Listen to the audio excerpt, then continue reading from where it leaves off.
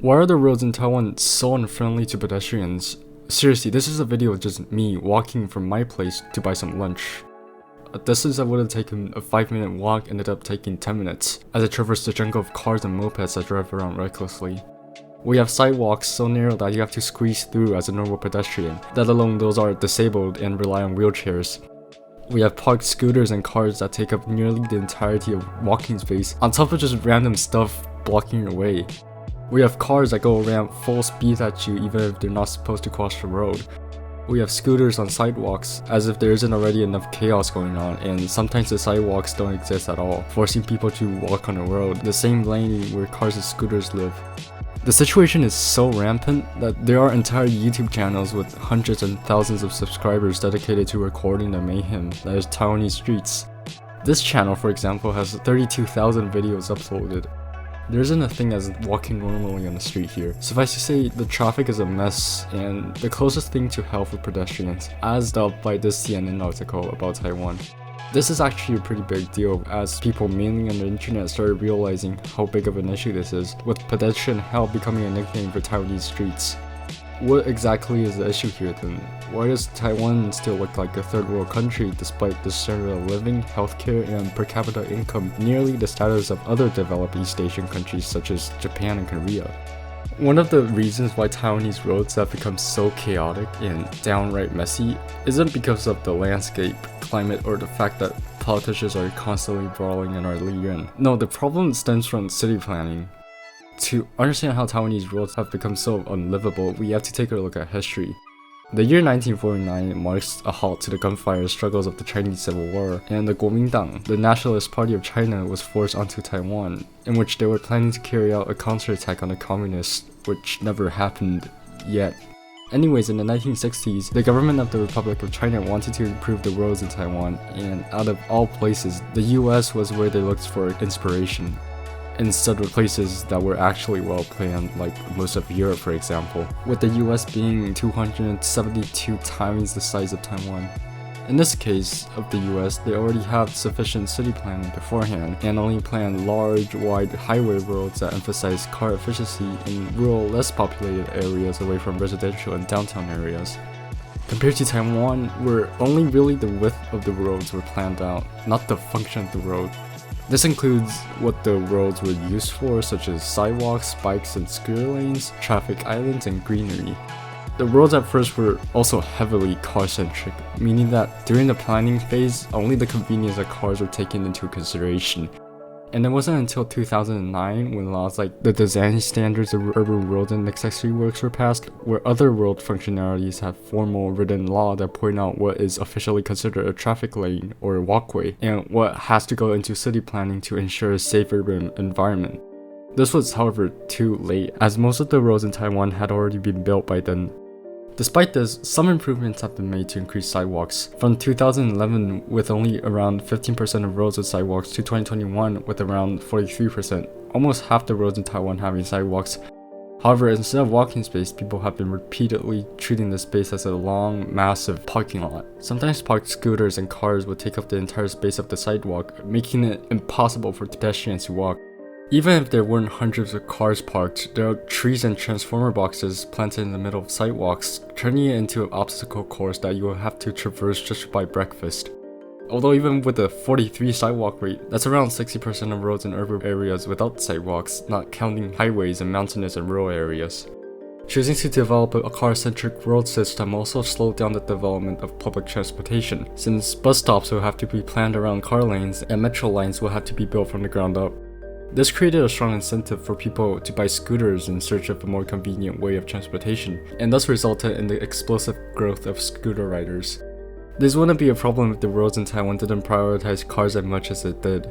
One major design flaw is the fast and slow car lanes. The fast lanes are only for cars, and the slow lanes are for all other vehicles and cars. This results in the slow car lane becoming battlegrounds for scooters, cars, bicycles, and pedestrians, and also other large vehicles as they fight for space and avoid being run over. Aside from that, the slow car lanes just straight out disappear after a crossroad and reappear in the next one. This inconsistency makes it even more dangerous for those different kinds of vehicles. The situation is so bad that approximately out of the 7,000 annual deaths, 60% of those are people on scooters, and 25% of those scooter deaths were young people aged 18 to 24 years old. Bringing it back to sidewalks, Associate Professor of Yangming University Wu Kangfeng states that the official answer to the Ministry of Transportation and Communications for the question, why can't sidewalks be built despite there being enough space, is always that shortening the width of car lanes would be more dangerous. When shown proof that based on other countries, Taiwan has enough space for sidewalk construction, their response is that Taiwan has too many scooters. That's why they decided to do their own research and found out wider slow lanes does in fact lead to more accidents happening. On average, every meter added to a slow car lane leads to a 10% increase in accidents happening. This report also suggests that extra space should be used to construct sidewalks, bikes and scooter lanes, and other public infrastructure. The other big problem preventing the roads from looking normal is government regulation. How management rights of roads, signs, traffic lights, and other public infrastructure is spread between many different government branches and levels. And no one centralized entity has complete control over anything, resulting in the disorganization that lies here. The central government, or the Ministry of Transportation and Communications, is in charge of provincial highways, large roads that sometimes span multiple cities and are ordered into numbers. The Urban and Rural Development branch of the Ministry of Interior is in charge of roads in urban areas. Furthermore, different city and town governments have their own administrative ranges. Other government agencies also have power over some parts of transportation if there are special circumstances, such as the Ministry of Tourism for tourist spots and the Ministry of Economics for science parks and other industrial areas. Many public infrastructure on roads also have corresponding units of management. For example, Taipower is in charge of Unity Pole, the one that transports electricity, and also transformer boxes. The local Water Resources Bureau is in charge of gutters or drains underground, as well as flood control roads. Taiwan's road administration lacks an organized structure, thus too many people in different units of governments are involved in potentially just a small spot of land, making reforms and actual change really hard since everyone has to agree on how and what to change. One example of this is in February of 2022 when the law Design Standards of Urban Roads and Accessory Works was changed by the Ministry of Interior to hopefully make slow car lanes more narrow.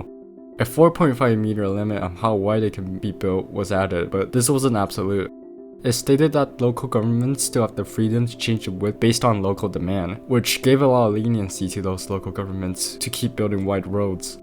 On top of that, this legislation also does not apply to every type of road. In fact, provincial highways are completely out of the jurisdiction of the Ministry of Interior, as previously stated, and follows a separate law, the Highway Act, which doesn't force the construction of sidewalks. On top of this, politicians want to cater to the people. That's how they keep themselves in power. Thus, changes in the world are really just used to solve disputes among normal people, such as stores not wanting sidewalks since that takes away the parking space and can be used by customers, or people not wanting traffic lights to be installed near their homes that can shine through their windows. For most roads actually, as you see in this video, the parking spaces for cars and motorcycles can just easily be used for sidewalks, but people tend to choose convenience over safety. With all that, the reason why Taiwanese roads are so awful right now is because of the planning and regulation of the government. The road planning is based on the wide rural roads of America that doesn't fit the urban, scooter-filled streets of Taiwan. And the different fast and slow car lanes that separates cars and other types of vehicles does not help road safety one bit. That and the state of government branches are in charge of road administration are broken into hundreds of different units and people, and the law being ambiguous on different planning rules give local governments too much freedom and not enough incentive to make roads safer. If these things don't change, maybe we'll be stuck with the same cluttered roads for the next 50 years, and I really don't want to have to walk 10 minutes just to get lunch for that long.